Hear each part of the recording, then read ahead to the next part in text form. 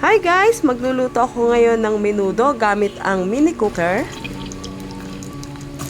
Naglagay na ako ng oil sa mini cooker, then garlic at onion.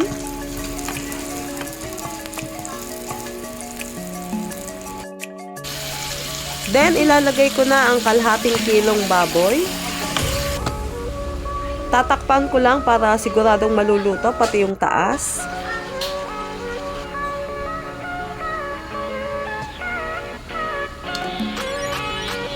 Ilagay na natin ang carrots dahil medyo matigas din to at matagal maluto.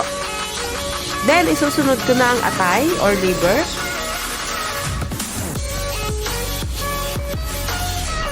Lagyan na natin ng salt at ground pepper. Or fish sauce, mas masarap. Ilagay na natin ang patatas or potatoes.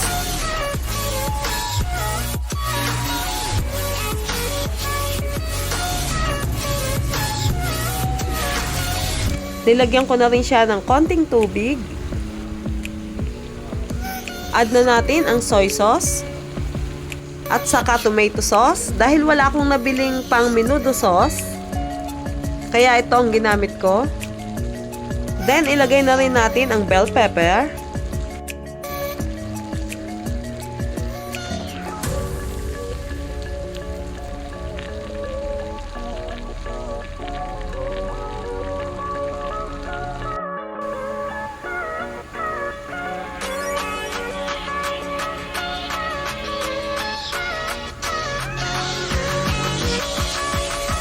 Na guys, luto na yung ating menudo gamit ang mini cooker.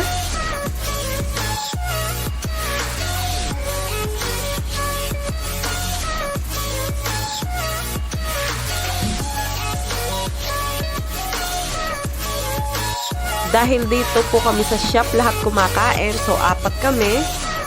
Nagkakasya sa amin yan ng maghapong ulam. Kahit maliit na lutuan, pwede siyang lutuan ng masasarap na recipe.